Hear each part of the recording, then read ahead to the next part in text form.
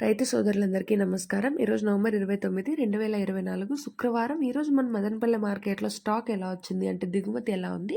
నిన్నటితో పోలిస్తే ఎటువంటి మార్పులొచ్చాయనేది మనం ఈరోజు ఈ వీడియోలో తెలుసుకుందాము.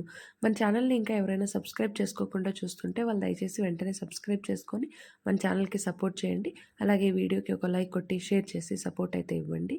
ఇంక ఈరోజు మన మదనపల్లె మార్కెట్‌లో స్టాక్ చూసుకుంటే నిన్నటితో పోలిస్తే ఈరోజు స్టాక్ అయితే మళ్ళీ తగ్గింది. ముందుగా జీపీఆర్ లైన్ మాట్లాడుకున్నట్టయితే నిన్నటితో పోలిస్తే జీపీఆర్ లైన్‌లో ఈరోజైతే తక్కువగా వచ్చాయి దిగుమతులనేది. అలాగే భాగ్యలక్ష్మి లైన్‌లో కూడా దిగుమతులనేటివి తగ్గాయి. కానీ క్వాలిటీలు అయితే అంతగా ఏం లేవు భాగ్యలక్ష్మి లైన్‌లో. ఇంకా జీపీఆర్ లైన్, భాగ్యలక్ష్మి లైన్‌లో ఫుల్లుగా తగ్గింది. అలాగే టీవీఎస్ లైన్ చూసుకున్నట్టయితే టీవీఎస్ లైన్ మొత్తం మాట్లాడుకున్నట్టయితే అది కూడా ఈరోజైతే తగ్గింది దిగుమతి కూడా. టీవీఎస్ లైన్‌లో కూడా పెద్దగా కాయలైతే రాలేదు. ఈరోజు స్టాక్ అయితే చాలా తక్కువగానే వచ్చింది. సో, ఆక్షన్స్ అన్నీ స్టార్ట్ అయ్యేసరికి చూద్దాము ధర అనేది ఎలా వెళ్తదనేసి. నిన్న కంటే ఈరోజైతే దిగుమతి తగ్గింది కాబట్టి దిగుమతి ధర అనేది పెరుగుతదా? లేకుంటే నిన్న ధరకే పరిమితం అవుతదా అనేది చూద్దాము. అలాగే నెక్స్ట్ వీడియోలో కలిగిన అప్డేట్స్ ఉంటాయి. అవేవి మిస్ అవ్వకుండా ఉండడానికి మన ఛానల్‌ని వెంటనే సబ్స్క్రైబ్ చేసుకోండి. అలాగే వీడియోకి ఒక లైక్ కొట్టి షేర్ చేసి మీ సపోర్ట్ ఇవ్వండి.